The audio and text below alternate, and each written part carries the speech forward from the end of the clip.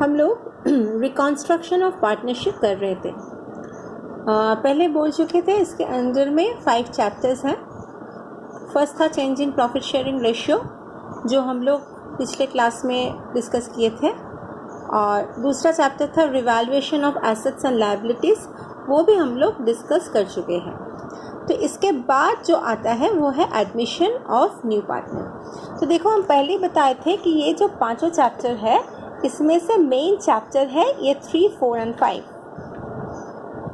Admission of a new partner, retirement of an existing partner and death of an existing partner. ये 3 main chapter है। इसी में से बड़ा सम्स आते हैं, एक 6 मार्क्स के और एक 10 मार्क्स के। ऐसा कुछ रूल्स नहीं है कौन से चैप्टर से 6 आएगा, कौन से चैप्टर से 10 आएगा। तो हम लोग मैक्सिमम देखते हैं कि एडमिशन से ही 10 मार्क्स का क्वेश्चन आते हैं, लेकिन इसका मतलब ये नहीं है कि रिटायरमेंट या डेथ से 10 मार्क्स का क्वेश्चन नहीं आ सकते।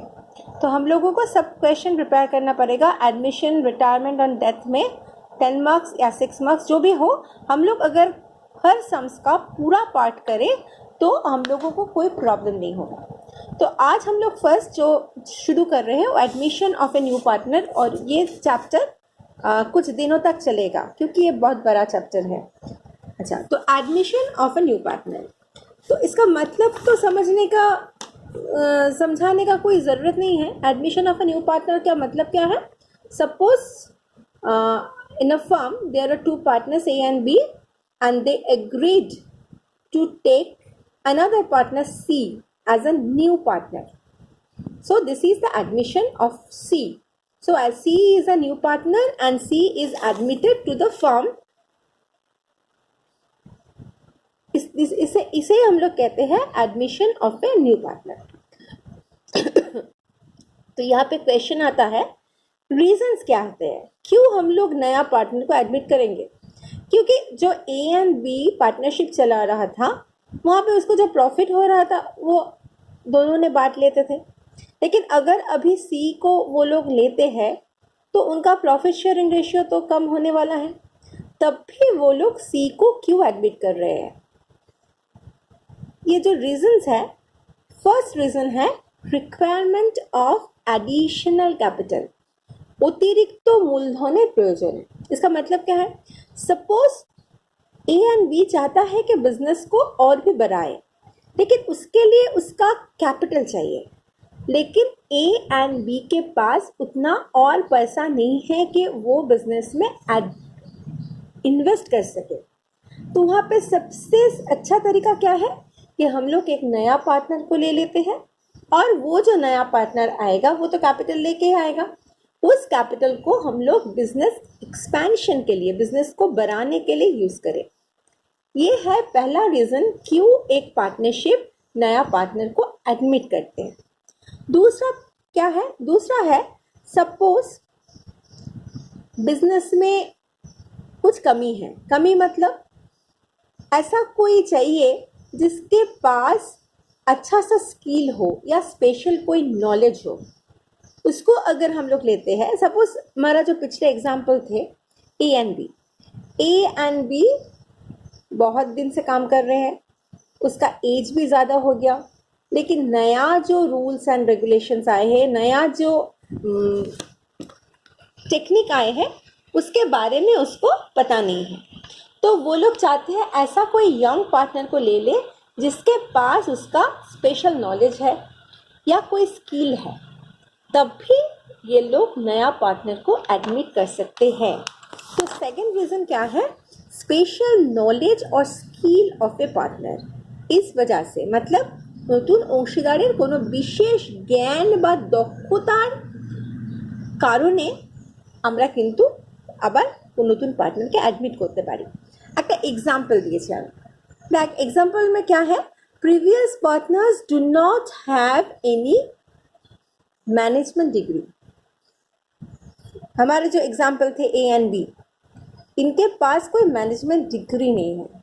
तो ये लोग चाहते हैं कि ऐसा कोई पार्टनर को ले ले जिसके पास मैनेजमेंट की डिग्री है, वो बहुत पढ़ाई लिखाई है और उन्होंने अच्छा से बिजनेस को संभाल सकते हैं। तो new partner, suppose C, he has an MBA degree, a qualification of MBA, तो उसे ले ही सकते हैं हम लोग। ये है एग्जाम्पल ऑफ कोई स्पेशल नॉलेज और स्किल का। तो हाँ, एक एग्जाम्पल देते हैं, और भी एक एग्जाम्पल दे सकते हैं। सपोज दो पार्टनर मिलके एक नर्सिंग होम चलाते हैं, लेकिन दो पार्टनर जो है उन दोनों में से कोई भी डॉक्टर नहीं है। वो बाहर से कोई डॉक्टर को सैलरी दे के वहाँ पे रखते हैं। तो अभी वो लोग ने ठीक किया है कि नहीं, अभी हम लोग एक पार्टनर और भी लेंगे जो डॉक्टर होगा। तो डॉक्टर मतलब क्या है, उसका एक स्पेशल नॉलेज है। उस डॉक्टर को वो लोग partner as a partner admit किया क्योंकि उसके पास स्पेशल स्किल और नॉलेज है, इसलिए। तो ये था जो दूसरा पॉइंट था, स्पेशल नॉलेज और स्किल, उसका एग्जाम्पल। तो अभी नेक्स्ट क्वेश्चन है, general consideration in case of admission of a new partner. तुम लोगों को बोल देते हैं कि ये एक दो बार एग्जाम में आए थे, लेकिन ये आता है एक सम्स के साथ और में, तो हम चाहेंगे तुम लोग सब सम्स ही करो, लेकिन ये क्वेश्चन के आंसर तुम लोग को समझना है, इसलिए कि इसमें से तुम लोगों को कोई एडमिशन का क्वेश्चन कैसे तुम लोग पार्ट बाय पार्ट सॉल्व करोगे वो कर सकते हो। देखो, जब हम लोग एक एडमिशन का सम्स हम लोगों को मिलेगा, फर्स्ट हम लोग क्या करेंगे, अगर वहाँ पे कोई एसेट्स एंड लायबिलिटीज का रिवैल्यूएशन है उसको हम लोग को करना है। तो फर्स्ट हम लोग को क्या करना है, रिवैल्यूएट एसेट्स और लायबिलिटीज इफ रिक्वायर्ड। मतलब अगर वहाँ पे कोई एसेट्स और लायबिलिटीज का रिवैल्यूएशन पार्ट है तो उसको पहले रिवैल्यूएट करना पड़ेगा, ठीक है। नेक्स्ट स्टेप क्या है, नेक्स्ट स्टेप है जो अनडिस्ट्रीब्यूटेड रिजर्व या प्रॉफिट रहेगा उसको एग्जिस्टिंग पार्टनर मतलब ओल्ड पार्टनर जो है उसके बीच में डिवाइड करना है। तो पहले बताते हैं ये अनडिस्ट्रीब्यूटेड प्रॉफिट क्या है। अनडिस्ट्रीब्यूटेड प्रॉफिट या रिजर्व है, रिजर्व हम लोग पढ़े थे पीएल एप्रोप्रिएशन में, हम लोग पढ़े थे कि प्रॉफिट का एक पार्ट जो अलग से रखा रहता है क्योंकि बाद में अगर कोई लॉसेस आते हैं उसको रिकवर करने के लिए। तो देखो, वो तो प्रॉफिट का एक पार्ट है। तो वो प्रॉफिट किसका प्रॉफिट है, जो पहले से पार्टनर है उसका प्रॉफिट है। नया जो पार्टनर आएगा वो तो इस प्रॉफिट के हकदार नहीं है, लेकिन उसके आने से पहले अगर हम लोग ये प्रॉफिट और रिजर्व को डिस्ट्रीब्यूट नहीं करते हैं तो वो आने के बाद after admission of new partner वो भी इस रिजर्व या अनडिस्ट्रीब्यूटेड प्रॉफिट के हकदार हो जाएंगे।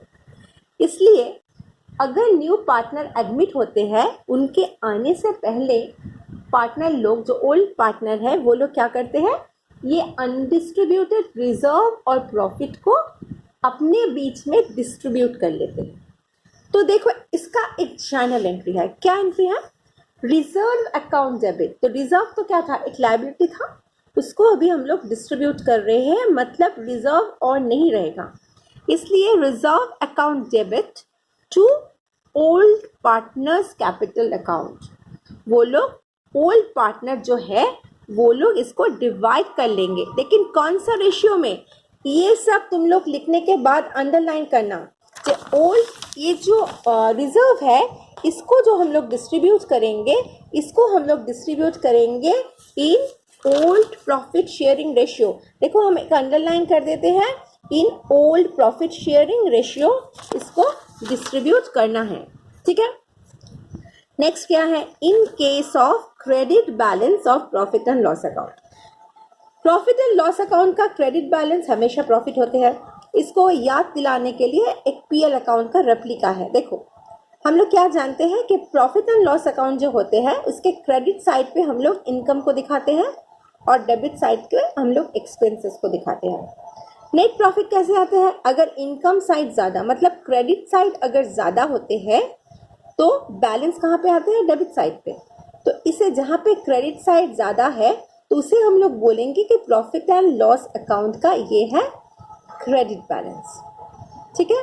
तो क्रेडिट बैलेंस का मतलब क्या है, प्रॉफिट आ रहा है, नेट प्रॉफिट। तो इस प्रॉफिट को भी डिस्ट्रीब्यूट करना है। कैसे डिस्ट्रीब्यूट करेंगे, सेम जैसे रिजर्व का किया था, profit and loss account debit to old partners capital account, ये भी शेयर होगा in old profit sharing ratio. और क्या हो सकता है, अनडिस्ट्रीब्यूटेड लॉस भी हो सकते हैं इन case of debit balance of profit and loss account. तो पहले देखते हैं debit balance of profit and loss account क्या है। देखो फिर से एक पीएल अकाउंट का रेप्लिका है। यहाँ पे इनकम क्रेडिट साइड पे, एक्सपेंसेस डेबिट साइड पे। यहाँ पे देखो हम लोग नेट लॉस आ रहा है, मतलब क्या है, एक्सपेंसेस साइड मतलब डेबिट साइड का टोटल ज्यादा है, इसलिए ये नेट लॉस है debit balance of profit and loss account. ठीक है, तो ये लॉस है, इस लॉस को भी हम लोग डिस्ट्रीब्यूट करेंगे। देखो ये लॉस है, इसलिए क्या कर रहे हैं, पार्टनर्स का जो कैपिटल है वो डिक्रीज हो जाएगा, इसलिए ओल्ड पार्टनर्स कैपिटल अकाउंट को डेबिट कर रहे हैं हम लोग to profit and loss account. मतलब जैसे प्रॉफिट को ओल्ड पार्टनर लोग डिस्ट्रीब्यूट कर लेंगे, लॉस को भी करना है, क्योंकि जो नया पार्टनर आएगा वो बोलेगा वो लॉस तुम्हारा पिछले का लॉस है, पिछले बिजनेस का लॉस है, हम उस लॉस को नहीं लेंगे। सो नया पार्टनर आने से पहले ये लॉस को भी वो लोग खुद डिस्ट्रीब्यूट कर लेंगे। थर्ड जो पॉइंट है, valuation and treatment of goodwill. देखो वैल्यूएशन ऑफ गुडविल तो हम लोग कर चुके हैं, हम लोगों का आगे जो एक चैप्टर था, एंड ट्रीटमेंट ऑफ गुडविल ये बहुत इंपॉर्टेंट है। तो इसके लिए हम बाद में 1 या 2 क्लास लेंगे, तो इसके बारे में अभी हम लोग नहीं डिस्कस कर रहे हैं, इसको हम लोग बाद में डिस्कस करेंगे। पहले थोड़ा बहुत 3-4 एडमिशन के सम्स कर लेंगे, बाकी एडमिशन को समझ लेंगे, उसके बाद हम लोग गुडविल का ट्रीटमेंट के बारे में डिस्कस करेंगे। और 4th पॉइंट है capital brought in by new partner.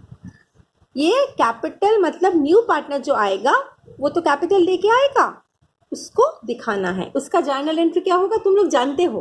Capital अगर कोई पार्टनर लेके आते हैं तो क्या एंट्री होता है, cash and bank account debit to capital account. हम यहाँ पे कैपिटल अकाउंट लिखे हैं, तो यहाँ पे न्यू पार्टनर्स कैपिटल अकाउंट होगा, जो न्यू पार्टनर है उसका capital account. Okay, and last जो पॉइंट है इसको भी हम स्टार मार्क करके रखे हैं, क्योंकि ये जब हम लोग सम्स करेंगे वहीं पर समझेंगे, अभी नहीं।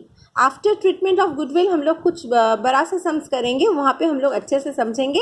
Adjustment of capital of all the partner including newly admitted partner as per agreement. तो अभी हम लोग ये 3 और 5 जो है इसको छोड़ के हम लोगों को बाकी सब करना है। अच्छा, क्वेश्चन कैसे आते हैं, व्हाट टू प्रिपेयर, क्या करने देते हैं तुम लोगों को। एक हो सकता है journal entry plus opening balance sheet, ये एक 10 मार्क्स का क्वेश्चन होगा। अगर ओनली जर्नल एंट्री देगा तो 6 मार्क्स का क्वेश्चन होगा, लेकिन ऐसा आता नहीं है। Journal entry and opening balance दो तुम्हारा मेन सम्स होगा, लेकिन ओपनिंग बैलेंस शीट करने के लिए एक वर्किंग्स करना पड़ेगा पार्टनर्स कैपिटल अकाउंट। दूसरा क्या हो सकता है, दूसरा हो सकता है revaluation account, partners capital account plus opening balance sheet. ये तीनों का भी 10 मार्क्स का एक क्वेश्चन आ सकता है। ठीक है, तो ईच सम में हम लोगों को क्या क्या प्रैक्टिस करना है। देखो, number 1 journal entry, number 2 revaluation account, number 3 partners capital account and number 4 opening balance sheet of the new form. हम लोग न्यू फॉर्म बता रहे हैं क्योंकि रिकॉन्स्ट्रक्शन के बाद वो न्यू फॉर्म ही बन जाता है। तो ये वीडियो में अभी हम इस तक ही दे रहे हैं, ये तक ही दे रहे हैं। इसके बाद हम लोग डिस्कस करेंगे 2 या 3 सम्स। तो अभी इसको समझो, इसके बाद हम नेक्स्ट वीडियो अपलोड कर रहे हैं।